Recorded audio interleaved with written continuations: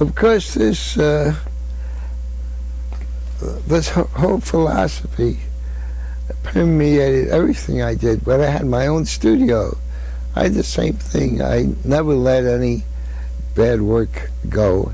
In fact, I remember one day I had a new animator, and she began to draw. And after a couple of hours, I happened to go by him, and I stopped him. And I said, "That's not like the character." "Oh," he said, "go by so fast the agency will never see it." And I reached over and I grabbed the drawing and crumpled it up and threw it on the floor and said, "I saw it." Yep. Scared the hell out of him. In fact, he was fired very soon. Most people in the East Coast could not be hired by me. They weren't perfectionists at all. They were not. And I raised a whole bunch of them that loved it, just the way Walt did with me. And I still do it. I think that to ask an artist to do garbage is not only an insult, but it's psychologically very bad. You can't do garbage on Tuesday and fine work on Thursday. Shouldn't the artist just want to do good work and not do garbage? Yes. Now the trouble is, the condition of the business is such that you will do mostly garbage.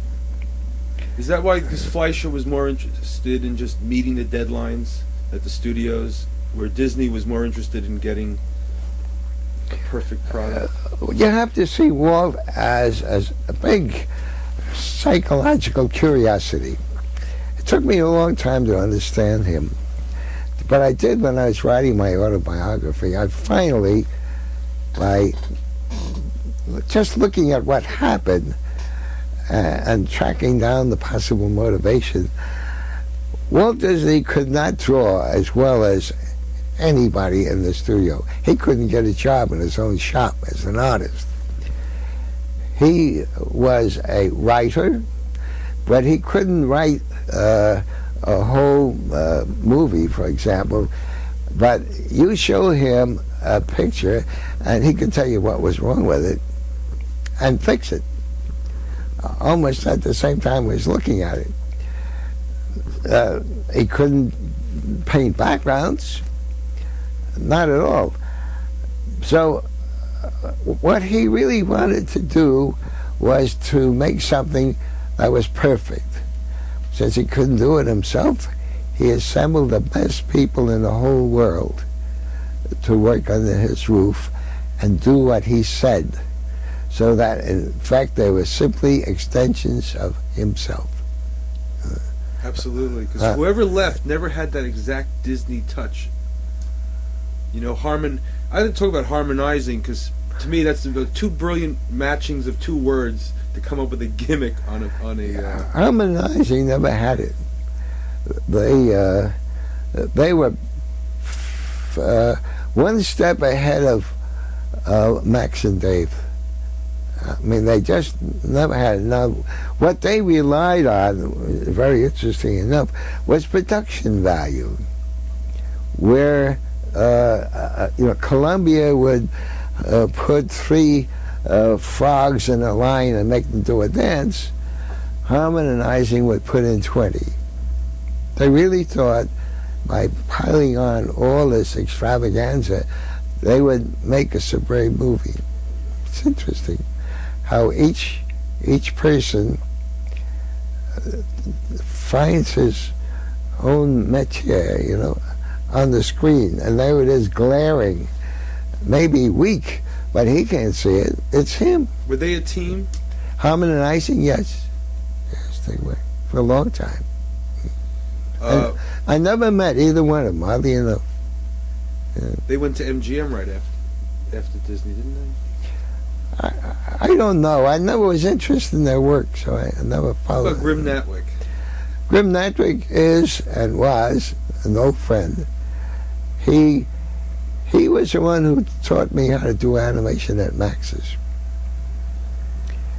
He'd come over to look at what I was doing, and of course, we had no idea, young as we were, how to do animation. So he would look at the drawings and say, well, that's pretty goddamn good. Let's see, can I sit down a minute? So he'd sit down.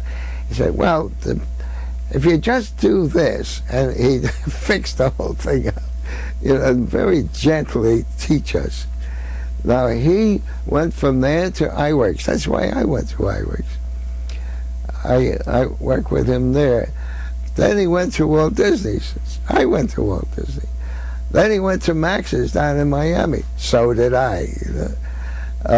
When I went to work at the Lance Studio as a director, I hired Grimm.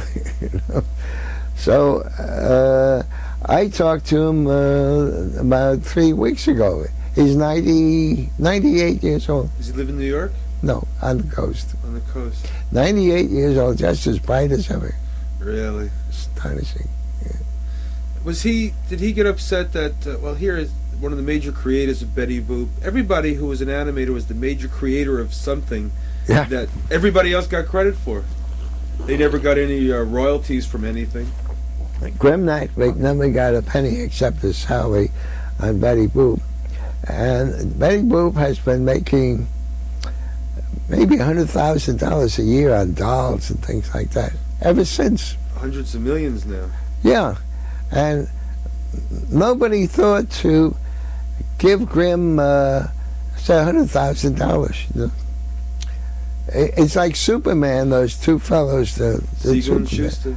Yes. It's the same greed, the same insensitivity, the same idea that an artist is a patsy, and you take him, and then you get rich on the result, and the dummy is just an artist, so hell with him. The fact is that when I began my autobiography, I really didn't. I just thought it would be nice to write what I thought actually happened, because I saw such inconsistencies and stupid evaluations of what happened in various books and articles and so forth. So I thought, well, before I die, I'd better say what happened, because if I don't, then it follows that when somebody writes a book with an inaccuracy, that becomes a footnote in the next book, People think there's you and a brother that exists as an artist.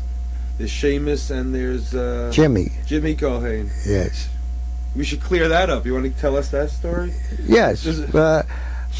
My father, being Irish, he called me Seamus because that means James in Gaelic. So I was known at home as Seamus, always. In school and in work, I was known as Jimmy. So the early cartoons had Jimmy Culhane on them.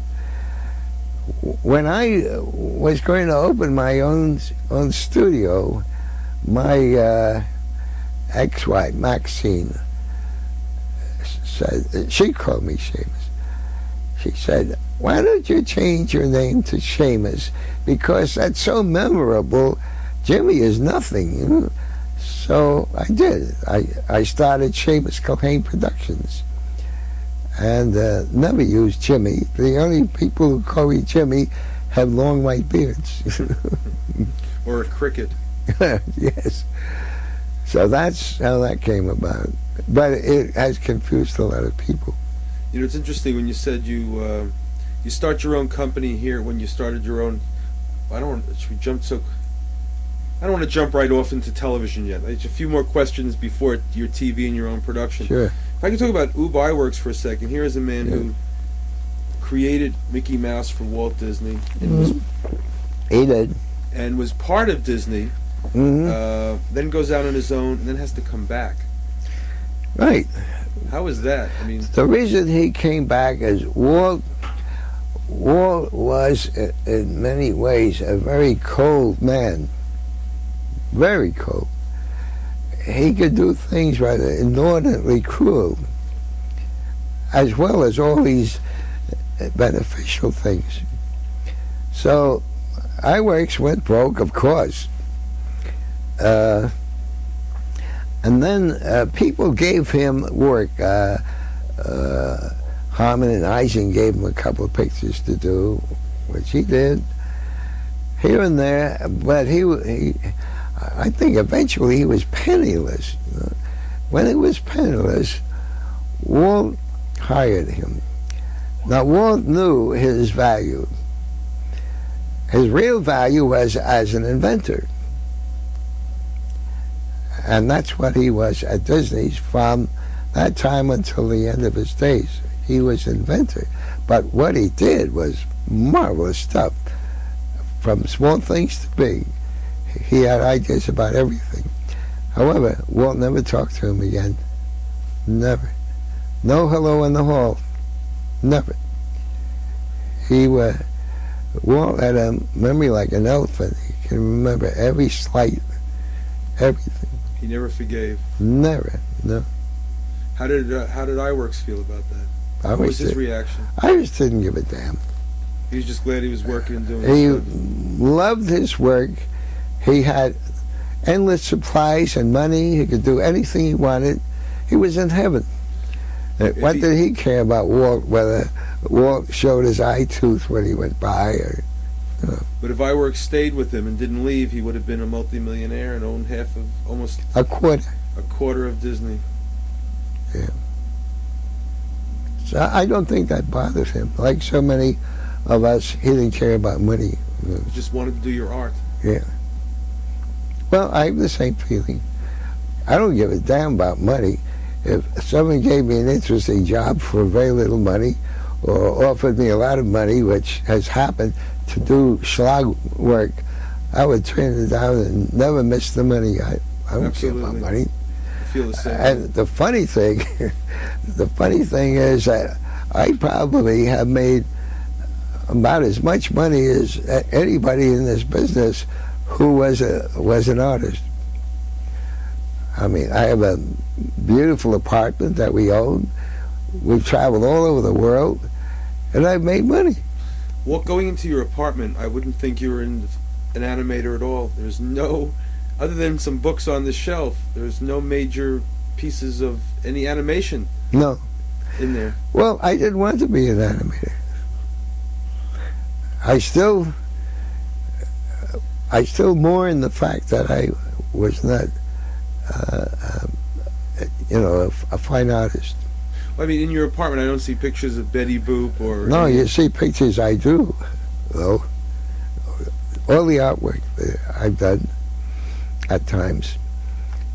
But it's very hard to do that and work. I mean, it's enough to put in 7 or 8 hours drawing or doing something creative, and then you need a lot of energy to turn out to do another 3 or 4 hours at night. And at my age, it's not there.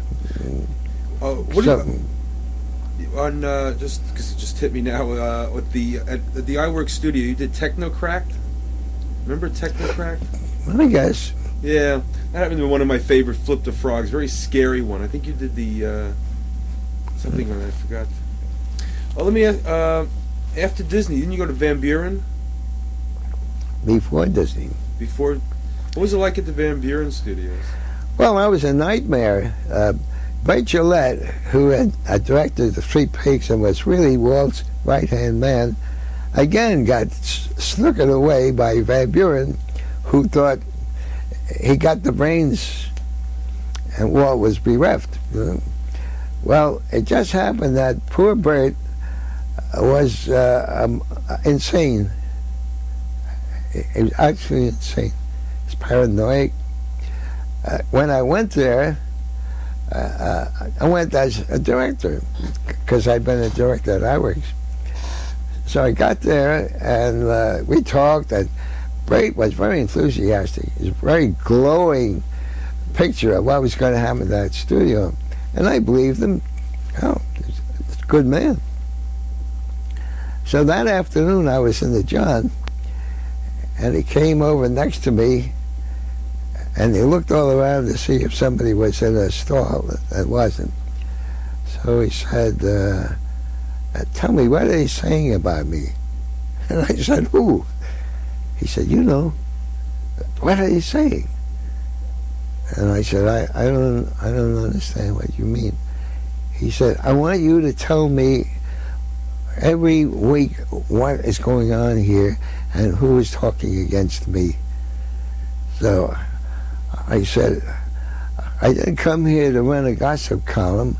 I'm a director, and I'm here to do motion pictures. So I don't know what the hell you're talking about. So he got mad and stalked out. I couldn't figure what was this about. But I soon found out. I worked with a writer named Ray Kelly, a wonderful guy. Became a Jesuit later. And so we worked on a story, and when we thought it was in good shape, went in to see Bert.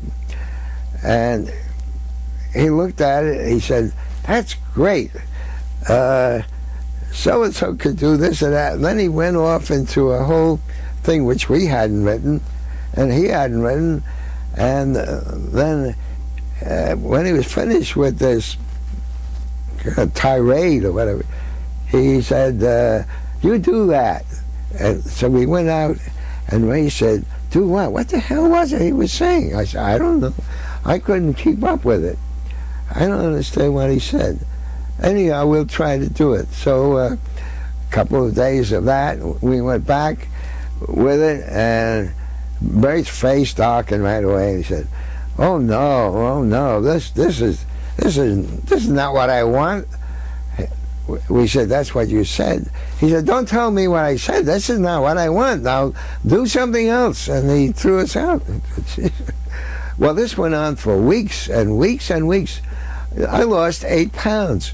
I was up at 3 a.m. trying to figure out a new story. And poor Ray was having a nervous collapse. What the hell to do that would satisfy this man? But he was changing. Not only was he changing our scripts, he was changing the studio. He yanked the inking department out and put them where animators were, and put the opacas in there, and the whole studio was like musical chairs. You never knew if you'd be in the same office at 5, you know. Well, eventually Van Buren began to worry. Money had been poured into this place, and very few pictures came out because he kept fixing them, you know. Who was financing Van Buren? Van Buren was. He was rich at the time. He became bankrupt later. But why did he get into this part of the business? Well, see, he made his money renting out these machines that you turned in arcades, you know. Right. That's where he made his money. So he thought he was a part of the entertainment business.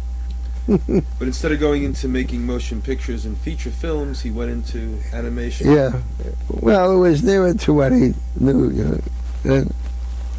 Was he creative at all, or strictly? Van Buren? Of course not. No. When we first saw Van Buren, he'd had a stroke and he was in a wheelchair, and his accountant pushed him into the studio, and he wanted a meeting with the whole staff. Someone's at my door. 1 second. Yeah. Sorry.